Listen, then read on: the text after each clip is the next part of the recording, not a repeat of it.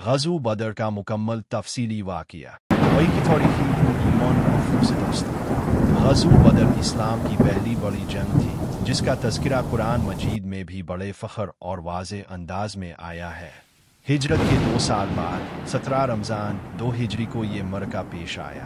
مکہ کے سرداروں نے رسول اللہ صلی اللہ علیہ وسلم اور مسلمانوں کو ظلم و ستم کا نشانہ بنایا، اور جب مسلمان مدینہ ہجرت کر گئے تو ان کے پیچھے بھی دشمنی نہ چھوڑی۔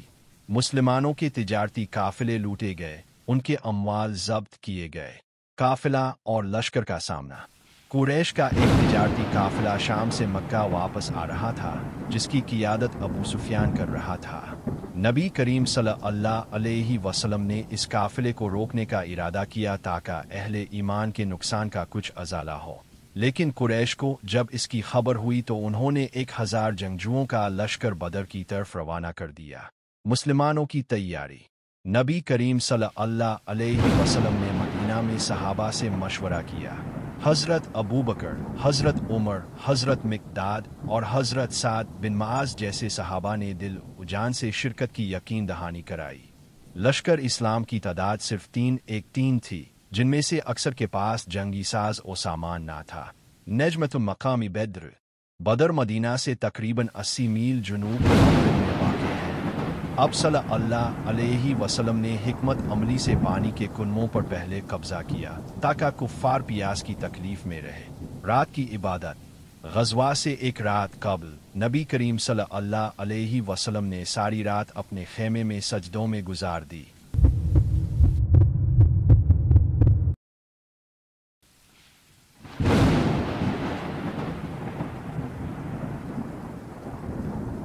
فرشتوں کی مدد۔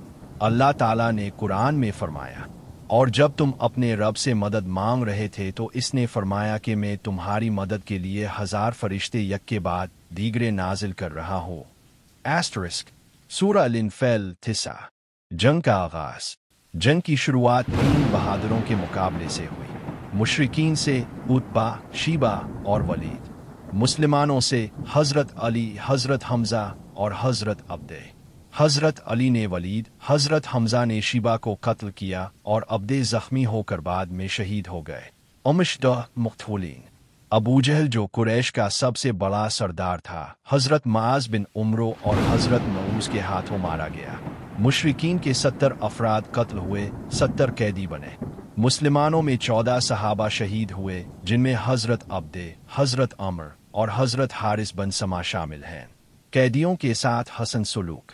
رسول اللہ صلی اللہ علیہ وسلم نے قیدیوں کو تکلیف دینے سے منع فرمایا۔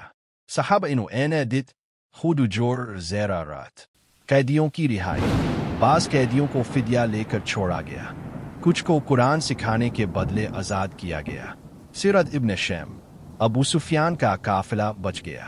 ابو سفیان قافلے کو بچا کر سمندر کے کنارے سے مکہ لے گیا، لیکن قریش کی قیادت نے جنگ جاری رکھی۔ نتیجہ: غزو بدر نے اسلام کو نئی زندگی دی۔ مسلمانوں کا حوصلہ بلند ہوا، مکہ میں اسلام کی دھمک محسوس کی گئی۔ یہ ایمان والوں کی فتح تھی جنہیں وسائل کی کمی کے باوجود اللہ کی مدد حاصل ہوئی۔ قرآن کی گواہی۔ اور بدر کے دن اللہ نے تمہاری مدد کی حالانکہ تم کمزور تھے۔ آل عمران 123۔ سبقہ۔ یہ جنگ ہمیں یاد دلاتی ہے کہ ایمان، اخلاص اور دعا سے بڑی مشکل آسان ہو جاتی ہے۔ اللہ کی مدد ان لوگوں کے ساتھ ہوتی ہے جو خالص نیت کے ساتھ دین کی خاطر میدان میں نکلتے ہیں۔